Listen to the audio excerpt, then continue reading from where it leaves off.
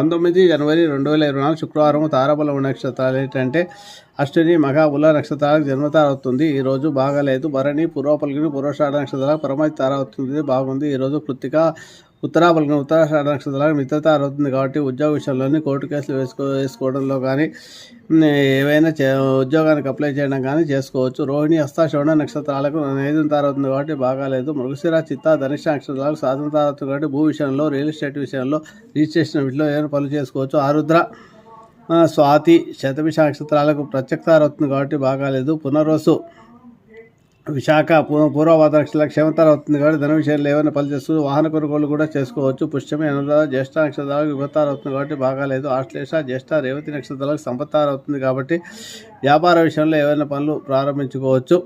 విద్యా విషయంలో కూడా ఏమైనా పనులు ప్రారంభించుకోవచ్చు. వీసాలకు అప్లై చేసుకోవచ్చు. ఈ రకంగా ఈరోజు తారాబలం బాగుండే నక్షత్రాలు ఇవి.